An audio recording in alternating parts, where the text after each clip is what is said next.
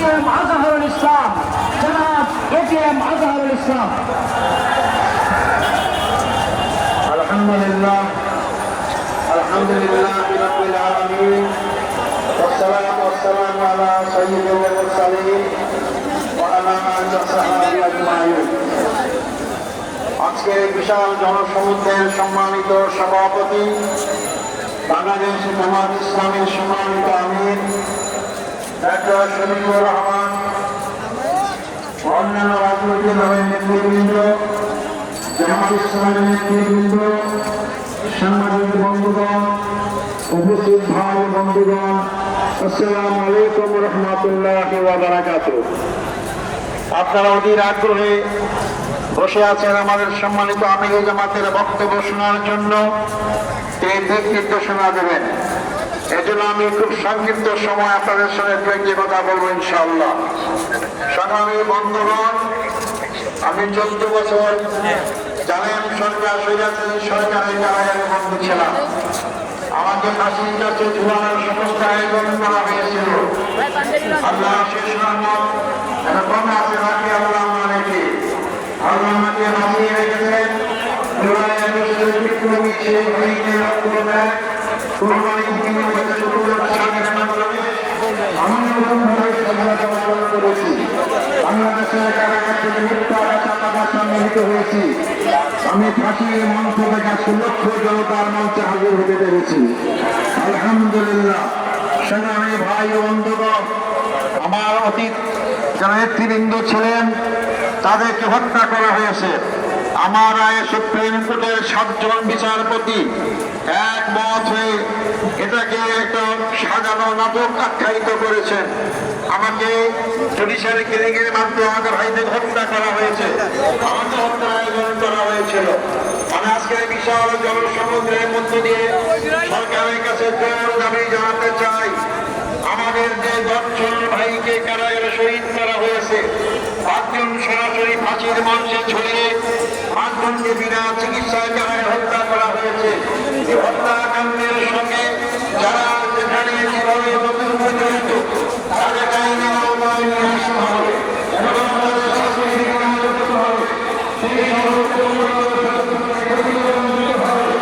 আমি সেই জায়গায় সেই জায়গাতে জোর দাবি করছি।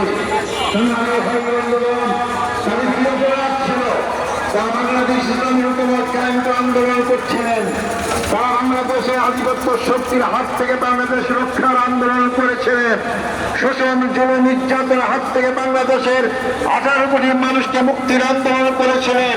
এটাই ছিল তাদের অপরাধ, তাদেরকে ফাঁসি দেওয়া হয়েছে।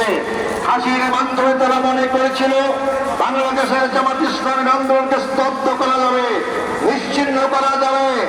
আজকে 15.5 বছর পর এই লক্ষ লক্ষ টাকা সহজকে প্রমাণ করে না ইসলামী আন্দোলনকে হত্যা, ইসলামী আন্দোলনকে ফাঁসি নির্যাতন করে নিশ্চিহ্ন করা যায় না।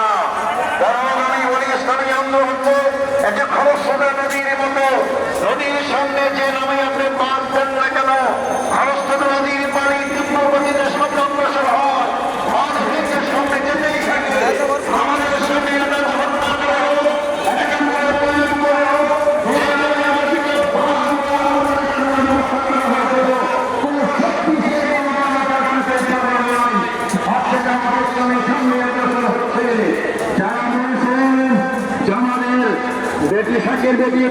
বিদেশ থেকে পালায় না, আজকে কেন পালিয়েছে?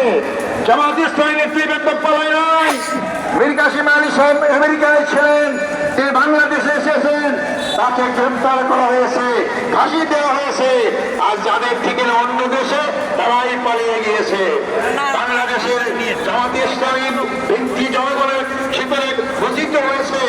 আমাদের উপরে ফেলতে কেউ পারবেন না, চেষ্টা করবেন তাদের কাজ ভেঙে যাবে, জামাত ইসলামের কিছুই হবে না ইনশাআল্লাহ। সংগ্রামী ভাই বন্ধুগণ, আমি শেষ করে বলতে চাই, 54 বছরে বাংলাদেশে দেখলাম, এই 54 বছর বাংলাদেশের ভাগ্যের পরিবর্তন হয় নাই। জনগণের নেতার পরিবর্তন হয়েছে, তারা অনেক গাড়ি হয়েছে, জনতার পরিবর্তন হয় নাই। জামাত ইসলামী তার প্রতিষ্ঠা লগ্ন থেকে বিশ্বাস করে মানুষের ভাগ্যের পরিবর্তন হয় না,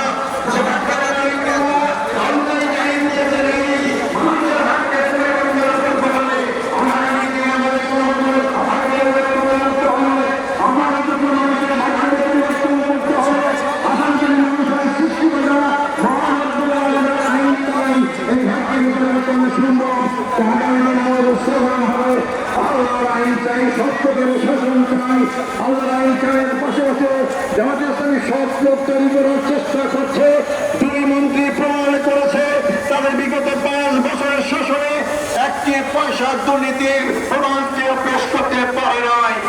এই জাতীয় লোকরাই যদি আগামীতে নির্বাচন সংগ্রাম করে ক্ষমতায় যায় আর সংসদে জাতীয় আইন পাশ করে, তো অবশ্যই বাংলাদেশের ভারতীয় মানুষের ভাগ্যের পরিবর্তন হবে। সংগ্রামী ভাই বন্ধুগণ, শেষ কথা হচ্ছে বাংলাদেশ রাজনৈতিক দল নয়। মনে রাখবেন, বাংলাদেশ জামাত ইসলামী বাংলাদেশ জামাত ইসলামী কল্যাণ ইসলামী আন্দোলন, ইসলামের বাইরে আমাদের কাছে সম্পর্ক নেই। মানবিক সমাজ গ্রহণ করতে চাই, মানব রচিত আইনের মানবিক সমাজ গ্রহণ হবে না। মানুষ মানুষের পক্ষে বিপক্ষে আইন তৈরি করতে পারে, আল্লাহর আইন সবার পক্ষে, জনগণের পক্ষে, সৃষ্টি করতে মানুষের পক্ষে।